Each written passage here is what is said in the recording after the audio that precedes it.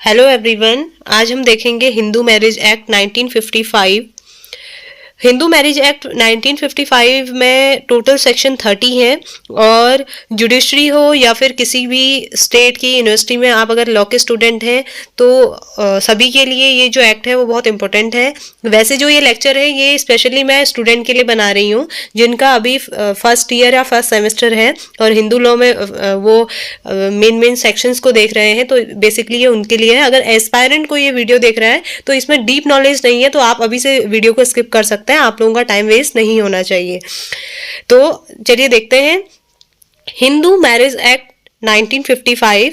Total section हमें मिलते हैं 30 इसमें। उसके बाद हम देखते हैं, इसको हम पढ़ेंगे। सबसे पहले प्रिलिमिनरी आता है जिसमें आप 1 से 4 सेक्शन देखेंगे। उसके बाद आता है हिंदू मैरिज के बारे में हम देखते हैं सेक्शन 5 से 8 के बीच में। उसके बाद आता है restitution of conjugal rights and judicial separation. बहुत ही इंपॉर्टेंट है ये restitution of conjugal rights and judicial separation. इससे हर एग्जाम में क्वेश्चन बनते हैं, हर स्टेट में एग्जाम जो रहते हैं, हर यूनिवर्सिटी के लॉ स्टूडेंट के लिए ये बहुत ज़्यादा सेक्शन 9 से 10 के बीच में ये बहुत इंपॉर्टेंट है और इससे आगे के सेक्शन भी बहुत इंपॉर्टेंट है। और उसके बाद आता है nullity of marriage and divorce, यानी कि ये जो सेक्शन है वो आते हैं 11 से 18 के बीच में। हम nullity of marriage and divorce के बीच में पढ़ते हैं, जिसमें 13 वाला जो सेक्शन आता है उसमें डाइवोर्स हमारा कवर अप हो जाता है। उसके बाद आता है ज्यूरिडिक्शन एंड प्रोसीजर आता है 19 से 28 सेक्शन के बीच में। और बाकी जो सेविंग एंड रिपल्स करके आता है ये 29 और 30 के सेक्शन में हम देखते हैं। इसके बाद सबसे जरूरी ये जानना हो जाता है कि इतने सारे सेक्शन में से हमें मेन क्या है, क्या क्या हम कैसे पढ़ेंगे। तो बेसिक मैं इस वीडियो में आपको बताने वाली हूँ और कंप्लीट लेक्चर हिंदू लॉ का मैं कुछ टाइम बाद लेके आऊंगी जो सभी के लिए इंपॉर्टेंट होगा, जो हमारे स्टूडेंट हैं उनके लिए भी और एस्पायरेंट्स हैं उनके लिए भी। तो इसके बाद हम देखेंगे इसमें जो पहला सेक्शन है, पहले सेक्शन में दिया गया है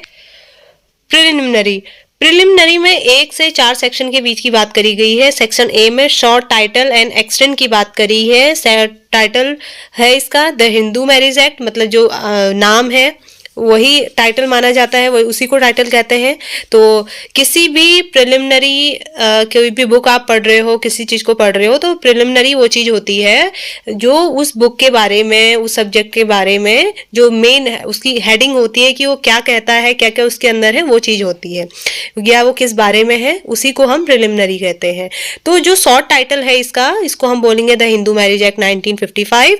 और एक्सटेंड की अगर बात करते हैं तो सबसे ज़्यादा जरूरी समझने की बात है कि it extend to whole of India, also extend to JNK 30 October 2019। ठीक है, ये मैंने इसमें स्पेशली लाइन ऐड कर दी ताकि आप लोगों को कंफ्यूजन ना हो। सॉरी 2024 में इसमें बोल रही हूँ, 2019 है, यानी कि ये पूरे होल इंडिया पे एक्सटेंड करता है, वहां पे लागू होता है। ठीक है, और किन पे लागू होता है क्या आगे के सेक्शन में बात करते हैं, अभी हम हौच पौच नहीं करेंगे, सिंपल सेक्शन वाइज देख रहे हैं तो आगे भी हम सेक्शन वाइज देखेंगे। तो ये एक्सटेंड करता है पूरे इंडिया में। और JNK यानी कि जम्मू कश्मीर में भी ये लागू हो चुका है, पहले नहीं था। 2019 30 अक्टूबर के बाद ये जम्मू कश्मीर में भी लागू हो चुका है। उसके बाद सेक्शन 2 में हम देखते हैं जो कि बहुत इंपॉर्टेंट है, एप्लीकेशन ऑफ एक्ट। इससे हमारे बहुत सारे क्वेश्चन बनते हैं और आप अगर स्टूडेंट बिल्कुल कंफ्यूज हैं कि कैसे इसको पढ़ना है तो सिंपल वे में मैं आपको बता रही हूँ। जो सेक्शन 2 है ना, ये इससे बहुत सारे क्वेश्चन बनते हैं, जैसे एप्लीकेशन ऑफ एक्ट ये कहाँ कहाँ इसकी किस पे लागू होगा, कहाँ कहाँ पर लागू होगा, तो हम ये देखते हैं और इसके ना डिफरेंट वे में क्वेश्चन बनते हैं। तो सबसे पहले मैंने ए पॉइंट आप यहाँ पे देख सकते हैं, हिंदू बाय रिलीजन, यानी कि जो व्यक्ति हिंदू है, हिंदू कौन है। ठीक है, ये भी क्वेश्चन आता है हु इज हिंदू करके, वो मैं आगे बताऊंगी। जो व्यक्ति हिंदू है, ठीक है, जो व्यक्ति बुद्धिस्ट है, जैन है और सिख है बाय रिलीजन। ठीक, जो व्यक्ति हिंदू है, बुद्ध है या फिर जैन है या सिख है बाय रिलीजन, धर्म के हिसाब से जो व्यक्ति जैन, सिख और बुद्धिस्ट है वो लोग भी हिंदू ही, जो उन पे भी हिंदू लॉ ही लागू होता है, उनके लिए स्पेशल कोई एक्ट या लॉ नहीं बना है, तो वो भी हिंदू के उसमें भी आते हैं एप्लीकेशन ऑफ एक्ट में, आप ये देखते हैं। और समझने की यहाँ पे जरूरत है कि जो who is not Muslim, C point आप देखेंगे, सी पॉइंट पे अभी यहाँ पे जो हु इज नॉट मुस्लिम, ठीक है, यानी कि जो मुस्लिम नहीं है, पारसी है और क्रिश्चियन है, मतलब ईसाइयों पर, पारसियों पर और क्रिश्चियन पर ये लॉ लागू नहीं होता है। इसके बाद हम देखते हैं सेक्शन 3। सेक्शन 2 और सेक्शन 3 से बहुत बेसिक क्वेश्चन बनते हैं। सेक्शन 3 जो है वो बात करता है कस्टम एंड यूजेस की। कस्टम एंड यूजेस से बहुत सारे क्वेश्चन बनते हैं, वो हम देखते हैं। उसके बाद हम देखते हैं सेक्शन 3 में डेफिनेशंस दी गई हैं, custom uses, district code, full blood और यूट्राइन ब्लड। तो इसमें सबसे जो इंपॉर्टेंट है ना वो कस्टम और यूजेस में, इसमें कस्टम और यूजेस से बहुत सारे क्वेश्चन बनते हैं और ये थोड़ा सा इसको जो मैं अगले नेक्स्ट जो वीडियो आएगा कंप्लीट लेक्चर उसमें बताऊंगे कस्टम और यूजेस में क्या क्या चीजें हम देखते हैं। उसके बाद आता है प्रिस्क्राइब, हम इसमें देखते हैं सपिंडा रिलेशनशिप। सपिंडा रिलेशनशिप आप लोगों को मालूम होना चाहिए जो भी हिंदू लॉ पढ़ रहे हैं। सपिंडा रिलेशनशिप को मैं ऐसे बीच में बता देती हूँ। इसमें ये दिया गया है कि जो आपका पिंड होता है, पिंड यानी कि आप इसको दो तरीके से समझेंगे, मतलब जो आपका जिसको पुराने टाइम पे कबीला कहते थे, आजकल के टाइम पे हम देखते हैं ना जब किसी की शादी होती है तो हम कहते हैं कि गोत्र मैच नहीं होना चाहिए, अलग अलग स्टेट्स में अलग अलग तरीके से देखा जाता है उन चीज़ों को। तो जो हिंदू मैरिज एक्ट है उसमें ये कहा गया है कि सपिंडा रिलेशनशिप नहीं होना चाहिए, मतलब वो प्रोहिबिटेड रिलेशनशिप के अंदर आती है, क्योंकि जो आपके जैसे मैटरनल है और पेरेंटल साइड से, माताजी के साइड से, पिताजी के साइड से जो भी रिश्तेदार होते हैं ना, मतलब जो क्लोज वन है वहां पे हमारे हिंदुओं में शादी नहीं होती है लेकिन मुस्लिम में हो जाती है। तो यही डिफरेंस है यहाँ पे। तो सपिंडा रिलेशनशिप को भी मैं अच्छे से बताऊंगी आपको। हाँ, अगर इस वीडियो में कोई किसी भी इंफॉर्मेशन आपको इनकरेक्ट लगती है ना तो आप मुझे कमेंट बॉक्स करके बता देना, क्योंकि कभी कभी फ्लो में ऐसा निकल जाता है कुछ, तो आप मुझे कमेंट कर सकते हो बेझिझक, ठीक है, क्योंकि गलत नहीं पढ़ना है आप लोगों को।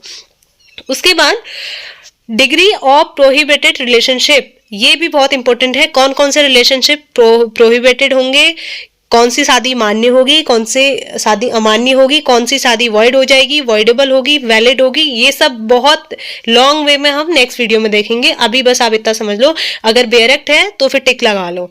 उसके बाद आता है section 4 overriding effect of act, तो ये हम देखते हैं सेक्शन 4 में।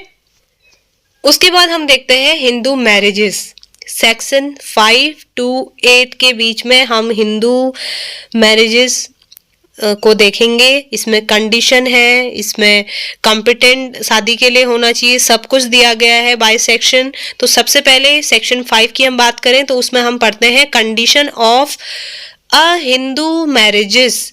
किसी भी हिंदू, जो भी व्यक्ति हिंदू है, उसकी शादी का क्या क्या कंडीशन होना जरूरी है। कहीं वो पहले से शादीशुदा तो नहीं है, क्या उसकी एक से ज्यादा शादियां हो गई हैं और किसी को पता तो नहीं है, क्या वो शादी उसकी वैलिड होंगी, या फिर कोई लेडी जो पहले से प्रेग्नेंट है और उसने किसी और पुरुष से शादी करी, उससे नहीं जिससे वो प्रेग्नेंट हुई है, क्या ये शादी वैलिड होगी, क्या वो चाइल्ड वैलिड होगा। तो ये सब चीजें हम इसमें देखेंगे। तो सबसे पहले हम देखते हैं मोनोगमी। तो आपको पता है मोनोगमी होनी जरूरी है। बी पॉइंट आप देखेंगे, neither party has spouse living at the time of marriage, ये भी इंपॉर्टेंट है। उसके बाद कॉम्पिटेंट फॉर मैरिज, ये बहुत इंपॉर्टेंट है। नॉट बी इनसेन, देखो वो अनसाउंड माइंड का नहीं होना चाहिए। किसी पागल से अगर आपकी जबरदस्ती शादी करा दी जाए तो आप कर लोगे नहीं ना, तो ये भी मतलब वो एक्ट क्या, उस पर रूल्स रेगुलेशन लागू होंगे, कुछ भी नहीं होंगे। तो कॉम्पिटेंट होना जरूरी है और वैलिड कंसेंट वो दे सके, उसकी एज जो रहे वो जो हमारे हिंदू मैरिज एक्ट है, हमारे इंडियन लॉ के हिसाब से वो उसकी शादी की उम्र होनी चाहिए, तभी वो विवाह वैलिड रहेगा। और फ्री कंसेंट होना चाहिए। मैंने बोला आपको शादी करने के लिए और मेरे दबाव में आके आप शादी कर लो तो वो शादी वैलिड नहीं मानी जाएगी, क्योंकि आपने मेरे दबाव में करी है। उसके बाद हम देखते हैं point D, bride groom has complete the age of 21 and the bride age of 18। तो ये इसमें शायद कुछ चेंजेस अभी हुए थे, तो वो आप देख लेना। और उसके बाद नेक्स्ट पॉइंट है, the parties are not within the degree of prohibited relationship. जो स्टार्टिंग में मैं सेक्शन जब स्टार्ट हुआ था ना, तब आपको बता रही थी कि प्रोहिबिटेड रिलेशनशिप नहीं होना चाहिए। सपिंडा रिलेशनशिप की भी मैंने आपको बात बताई थी। अभी आप कंफ्यूज मत होइए, बस सेक्शन में देखिए कि उस सेक्शन के अंदर हम क्या क्या पढ़ेंगे। तो प्रोहिबिटेड रिलेशनशिप के अंदर नहीं आना चाहिए वो। उसके बाद हम देखते हैं सेक्शन जो 6 है वो गार्जियनशिप इन मैरिज है। यानी कि ये सेक्शन बहुत पहले चला करता था, जिस टाइम पे बाल विवाह होते थे, छोटी छोटी बच्चियों का, छोटे छोटे बच्चों का, लड़कों की शादी हो जाती थी, तो उसमें ये होता था गार्जियनशिप इन मैरिज। अभी ये एप्लीकेबल नहीं है, नहीं भी पढ़ोगे चल जाएगा, बट पढ़ लेना, अपने आप को नॉलेज होनी चाहिए, क्योंकि सारे सेक्शन अगर कवर कर रहे हो तो छोटी सी इसमें लाइन है, तो ज़्यादा है नहीं उसमें कुछ, आप पढ़ लेना उसको। उसके बाद हम देखते हैं सेक्शन 7, यानी कि ceremonies for Hindu marriages. Most important इससे क्वेश्चन बनते हैं। A Hindu marriage may be solemnised in accordance with the customary rites and ceremonies of either party thereto. देखो, लड़का हो या लड़की, मतलब ब्राइड या ग्रूम के रीति रिवाजों और उनके कस्टमरी राइट्स के हिसाब से सेरेमनीज होनी चाहिए, तो वो ज़रूरी है, सेक्शन 7 ये कहता है। तो इसमें सप्तपदी का भी दिया गया है, आप पढ़ सकते हैं यहाँ पे। देखो, सप्तपदी क्या है, 7 फेरे होने ज़रूरी हैं, अग्नि के 7 फेरे ब्राइड ग्रूम लेंगे तभी वो विवाह मान्य होगा। ये हिंदू मैरिज एक्ट है 1955, उसमें पहले से ही कह दिया गया है। कुछ जो जैसे कोर्ट मैरिज है या फिर कुछ भी लोग कर रहे हैं, अपनी अपनी सेरेमनी कर रहे हैं, लेकिन एक्चुअल में जो विवाह है वो आप 7 फेरे अपने पेरेंट्स के सामने लीजिए तो वो वैलिड विवाह हिंदू मैरिज के अंतर्गत माना जाता है। अग्नि को सर्वोपरि इसमें माना गया है। इसके बाद हम देखते हैं सेक्शन 8, मोस्ट इम्पोर्टेंट, इसको समझना है आपको, कैसे रजिस्ट्रेशन ऑफ हिंदू मैरिजेस। अब अगर आप इसको पढ़ोगे नहीं ना, तो आपको ऐसे कन्फ्यूजन होगा कि रजिस्ट्रेशन कैसे होना चाहिए। देखो, कोई भी स्टेट गवर्नमेंट अपने रूल इसके अंदर बना सकती है। स्पेसिफिक हिंदू मैरिज एक्ट या फिर हमारी कंट्री भारत देश ने कोई भी ऐसा स्पेसिफिक फॉर्म या रजिस्ट्रेशन की प्रक्रिया नहीं बनाई है जो शादी को रजिस्टर कर सके। इसमें स्टेट गवर्नमेंट अपने अपने रूल बनाती है, या जो पहले से फॉलो होते आ रहा है हर स्टेट में, भारत के हर राज्य में, वो वहाँ के लोग फॉलो करते हैं। और अगर कोई स्टेट अगर किसी चीज़ में चेंजेस करना चाहती है, रजिस्ट्रेशन का कोई प्रोसीजर अलग से करना चाहती है या कुछ उसमें रूल्स में बदलाव लाना चाहती है, वो ला सकती है, इसमें वो इंडिपेंडेंट है। उसके बाद हम देखते हैं सेक्शन 9 एंड 10। मैं इस वीडियो में आपको, मैंने इससे स्टार्टिंग में बोला कि आप 13 तक पूरा आप देखेंगे तो बहुत ही इंपॉर्टेंट, 13A B वो सब बहुत ज़्यादा इंपॉर्टेंट है। उसमें डाइवोर्स के बारे में आप पढ़ते हैं, और डाइवोर्स और जुडिशल सेपरेशन में क्या डिफरेंस है ये भी क्वेश्चन आता है। क्वेश्चन अगर साथ में ना आए तो अलग अलग आ जाएगा कि डाइवोर्स को एक्सप्लेन कीजिए या फिर जुडिशल सेपरेशन को एक्सप्लेन कीजिए, वो हम आगे देखेंगे। अभी हम सेक्शन 9 और 10 की बात कर रहे हैं, मोस्ट इंपॉर्टेंट है। इसमें आता है रेस्टिट्यूशन ऑफ कंजुगल्स राइट। तो ये बहुत इंपॉर्टेंट है, इसका जो भी डिस्क्रिप्शन होगा अगर आपको अभी नोट करना है तो नोट कर लीजिए, दिमाग में बैठा लीजिए कि इससे बहुत अच्छे अच्छे क्वेश्चन बनते हैं। और अगर आपको अपनी नॉलेज क्लियर करनी है तो ये 9 और 10 आपका क्लियर होना ज़रूरी है। उसके बाद आता है 10, judicial separation. Either party to a marriage may present petition praying for decree of for judicial separation on any of the ground specified in 13 of the act। यानी कि अभी मैंने जैसे आपको बताया था, जो सेक्शन 13 में डाइवोर्स के बारे में बताया गया है, उसके हिसाब से जो जुडिशल सेपरेशन है, तो मतलब पार्टी जो भी शादी करी हुई जो पार्टीज होती हैं उनके पास ये राइट होता है कि वो अपने जुडिशल सेपरेशन ले सकती हैं किसी भी ग्राउंड्स पर। कौन से ग्राउंड, जो सेक्शन 13 में दिए गए हैं इस एक्ट के, उसके हिसाब से वो अपनी डिग्री के लिए मतलब अप्लाई कर सकते हैं, प्रे कर सकते हैं, पिटीशन डाल सकते हैं। उसके बाद आता है नलिटी ऑफ मैरिज, सेक्शन 11 से 18 के बीच में पढ़ते हैं। इतना अभी मैं इस वीडियो में आपको नहीं बता रही हूँ, बस सेक्शन 10 तक हम देखते हैं, इतना इंपॉर्टेंट है। और अभी वीडियो में बहुत ज़्यादा लंबा भी नहीं बना रही हूँ, कंप्लीट लेक्चर लाऊंगी वो बहुत ज़्यादा लंबा होगा। अभी आप इतना देख लीजिए, अभी वीडियो को एंड कर रहे हैं। और अगर वीडियो अच्छा लगा हो तो चैनल को सब्सक्राइब करे बिना आप नहीं जाएँगे।